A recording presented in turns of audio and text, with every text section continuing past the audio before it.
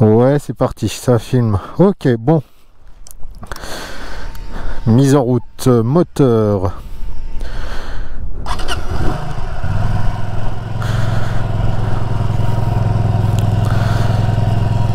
Salut les amis, c'est Bébert Bobber. Bon, alors aujourd'hui, on est toujours, on est à la recherche d'endroits insolites. Donc ici, on est à l'étang du Rousset. Alors l'étang du Rousset, d'où c'est donc ça se trouve? Ça se trouve en dessous du Mont Saint-Vincent. Et le Mont Saint-Vincent, ça se trouve au-dessus de Mont-Soleil-Mines, donc toujours au centre de la Saône-et-Loire.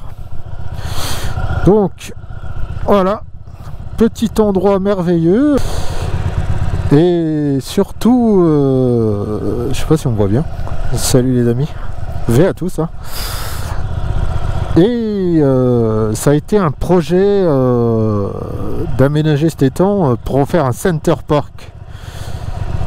Donc il y a eu des avis pour, il y a eu des avis contre. Donc finalement les écologistes ont gagné, c'était contre.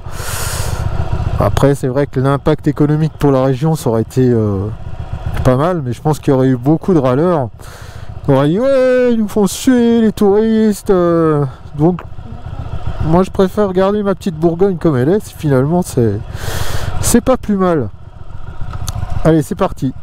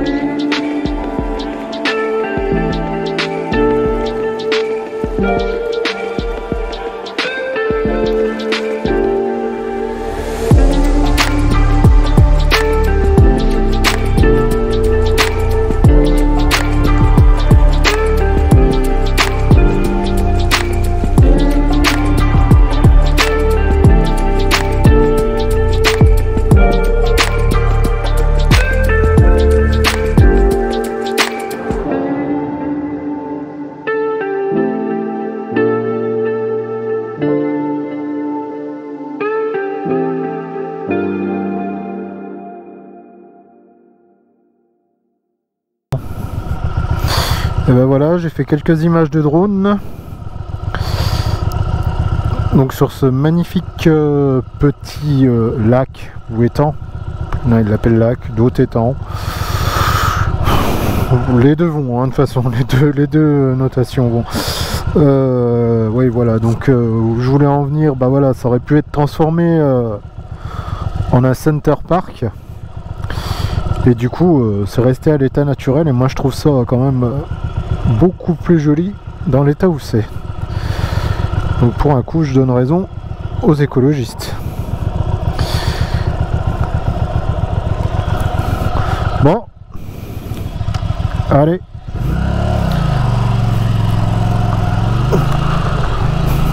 Bon, je sais pas où je vais là.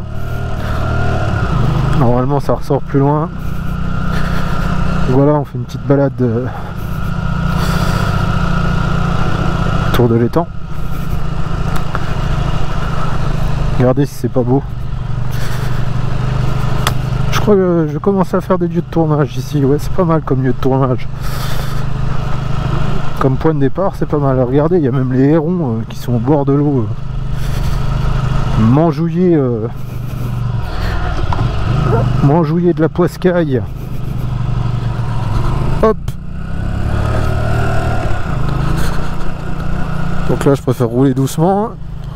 Je préfère voir un petit peu le point de vue. Voilà. Donc là on est vers le trop-plein. Donc là c'est l'écluse qui permet d'ouvrir les vannes. Et ça s'évacue en contrebas. Voilà. Donc là on peut voir différentes espèces d'oiseaux aussi. Voilà. Donc je sais pas si vous y connaissez un peu, hein, il y a pas mal de grèbes huppées, poules d'eau et compagnie quoi. Donc un joli petit endroit, magnifique, très calme. Et donc vous pouvez vous y garer en voiture, en moto, hein, sans souci. Hein. Voilà, un petit étang de pêche pour les pêcheurs évidemment, hein. Pour ceux qui aiment la pêche, voilà. Une magnifique chaîne aussi. Voilà, c'est pas rouler trop vite pour pas effrayer. Là, piou. Et regardez comme c'est beau. Regardez ça. Donc vous pouvez même y pique-niquer et je vais même vous faire voir. Donc pour les amis motards qui vont faire un peu de route, hein, là attention quand même parce que là, des fois ça arrive comme des balles. Hein. Hop, on se retrouve tout de suite dans la forêt. Un petit chemin sympa là dans les bois. Coquinou. Voilà. Donc là il y a une espèce de mini camping.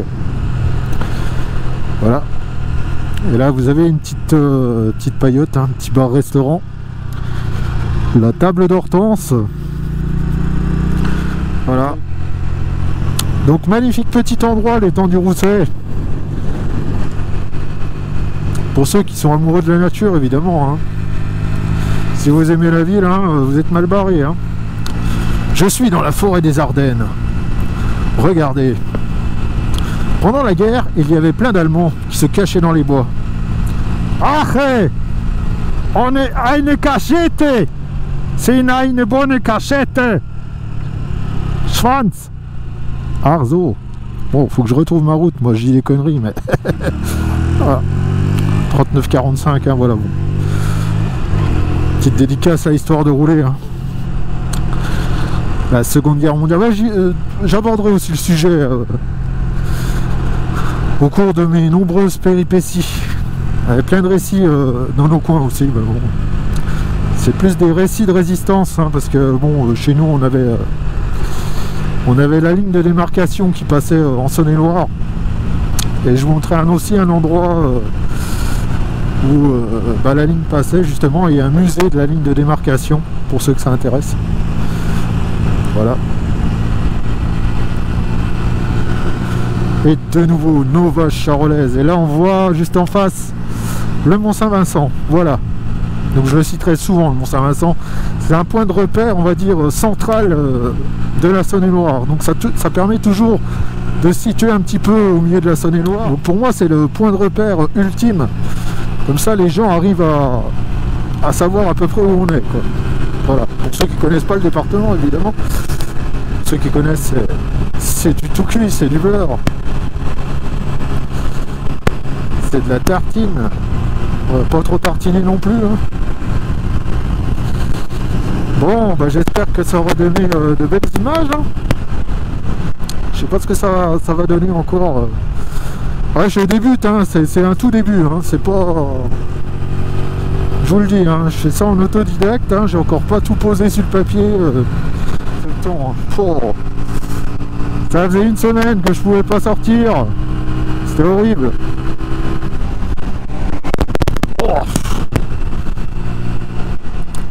Il m'a décorné. Ah, le souffle qu'il a, la Smith, c'est impressionnant. Et j'ai un gros bobert. Tu t'y attendais pas à celle-là. Hein.